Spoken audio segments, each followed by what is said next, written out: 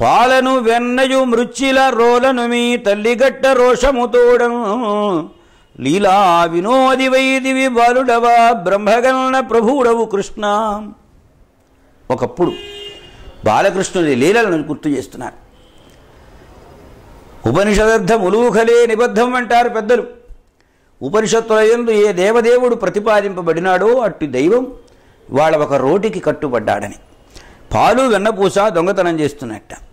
దొంగతనం చేస్తుంటే ఆమె చెవి పట్టుకొని లాక్కొచ్చి వెంట పరిగెత్తి పట్టుకోవాలని ప్రయత్నం చేసి మొత్తం మీద అతిశ్రమతో నాయనా కృష్ణ దొరకరా దొరకరా అని బ్రతిలాడి దొరికించుకొని తీసుకొని వచ్చి ఒక తాడు తీసుకొని వచ్చి కట్టింది.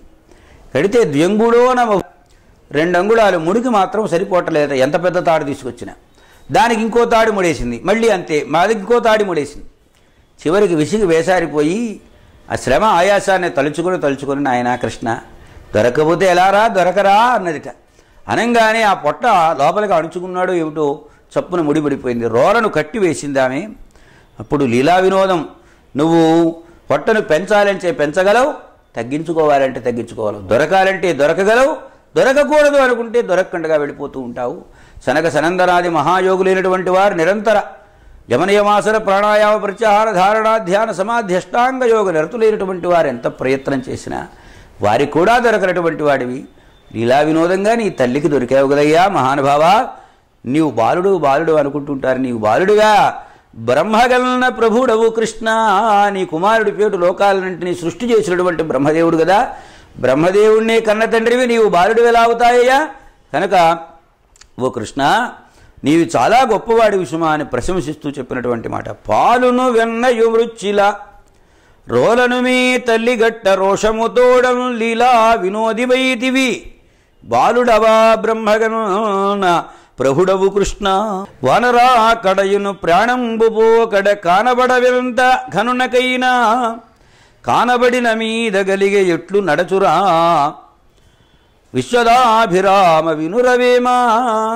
లోకల్లో సామెత పెద్దవాళ్ళు చెబుతుంటారు, వాన రాకడా ప్రాణం పోకడా ఎవరికి తెలియదని. నిజమే ఇది. వేమన గారు కూడా దానికి మార్కులు వేశాడు. వానరా కడయును, వాన ఎప్పుడు వస్తుందో తెలిసిన వస్తుందని ఆకాశంలోకి ఎదురు చూస్తుంటే బ్రహ్మాండమైన కారు మబ్బులు పడతాయి.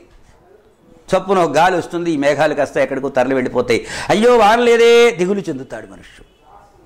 అలాగే ప్రాణం పోగొట్టుకోకుండా ఉండాలని ప్రాణాలు ఉగ్గబట్టుకొని నిలుస్తాడు. ప్రాణం ఎప్పుడు పోతుందో కూడా తెలియదు.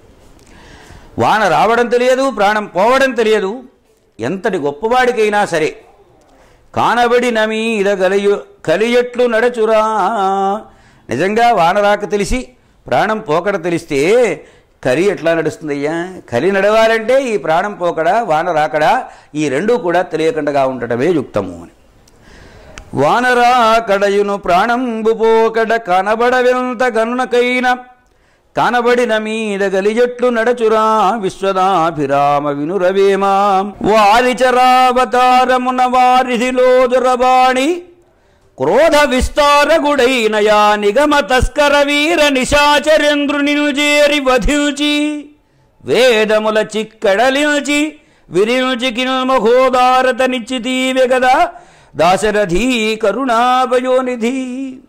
దశరథనందన రామచంద్ర, నీటిలో సంచారం చేసేటువంటి మత్స్యావతారాన్ని పొంది నీవు సముద్ర మధ్యంలో ఈదులాడుతున్నటువంటి క్రోధాతిశయం కలిగిన ఆ దుర్మార్గుడైనటువంటి వేదాలను దొంగిలించినటువంటి వాడు. కొన్ని గ్రంథాలను బట్టి ఇతన్ని సోమకుడు అన్నారు, కొన్ని గ్రంథాలను బట్టి ఇతన్ని శంఖచూడు అనే పేరుతో పిలిచారు.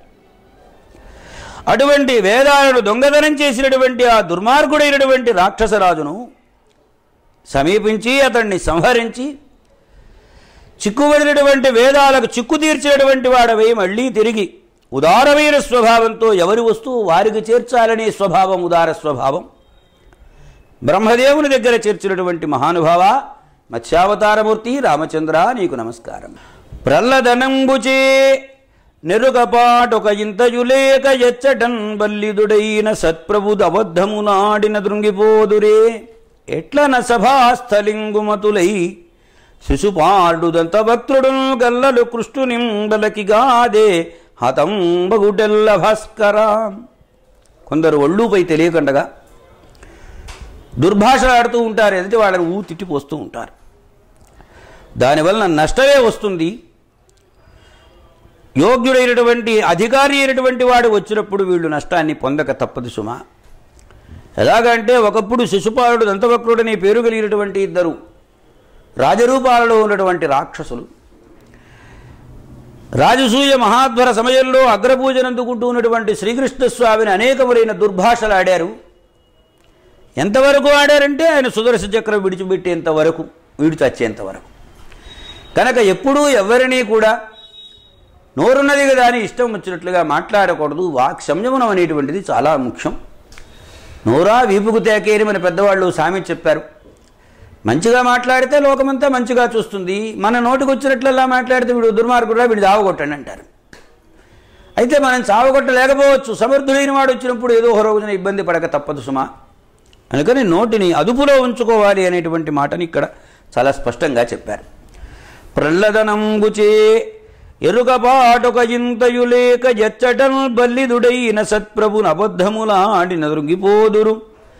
ఎట్లల్ల సభాస్థలిల్ కుమతులై శిశుపాలుడు దంతవక్రుడున్ గల్లలు కృష్ణునిం బలికి కాదెహతంబగుటెల్ల భాస్కరా.